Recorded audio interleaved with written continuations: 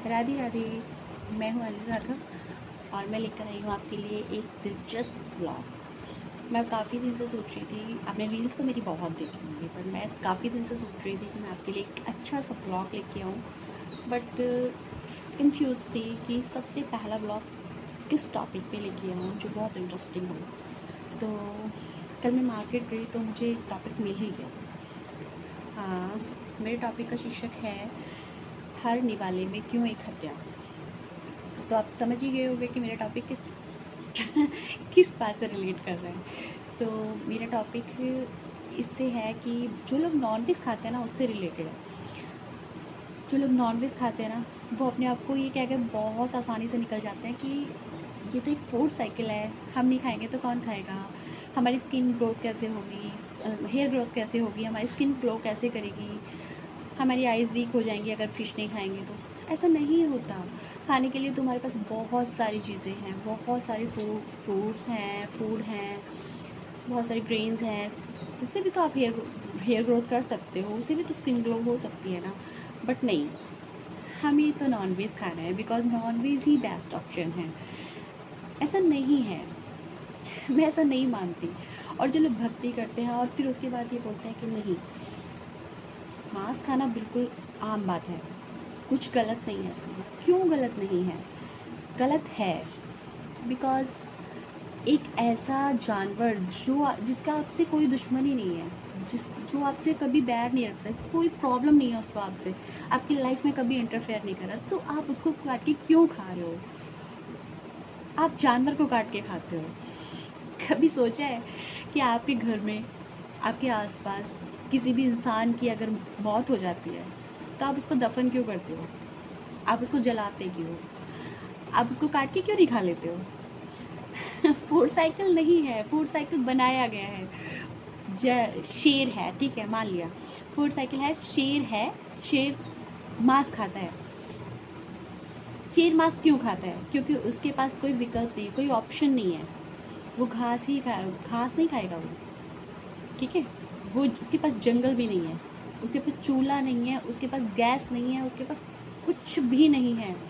वो सिर्फ डिपेंडेंट है, मांस खाएगा, जंगल में रहेगा, जंगल से मिलने वाली चीज़ें खाएगा। अभी आपके पास तो बहुत सारे ऑप्शन है ना, आपके पास सब कुछ है, भगवान ने आपको सब कुछ दिया है, फिर आप क्यों हत्या कर रहे हो?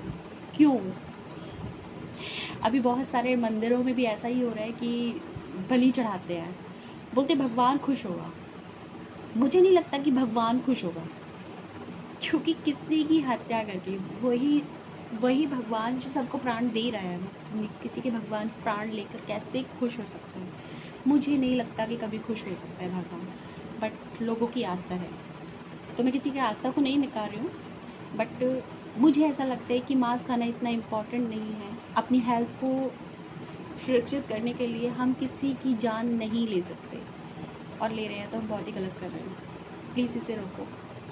और सबसे बड़ी बात, हम भगवान का नाम लेते हैं, राधा राधा राधा। राधा हमें क्या सिखाते हैं? राधा नाम से क्या मिलता है?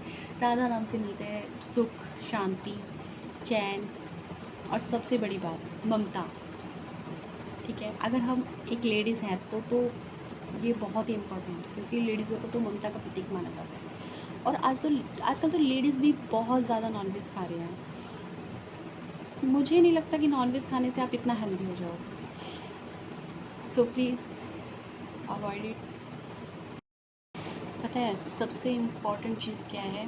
कि एक इंसान ना अपने आप को बहुत सभ्य समझता है, और वहीं ना एक लाश को थाली में देख के अपना स्वाद देखते हैं, बहुत खुशी महसूस करते हैं, क्योंकि उसे लगता है कि मैं इसे खाऊंगा और मैं हेल्दी हो जाऊंगा, मुझे बहुत मेरी हेल्थ अच्छी हो जाए, इम्प्रूव हो जाएगी, मैं बहुत सॉलिड हो जाऊंगा। बट ऐसा नहीं होता।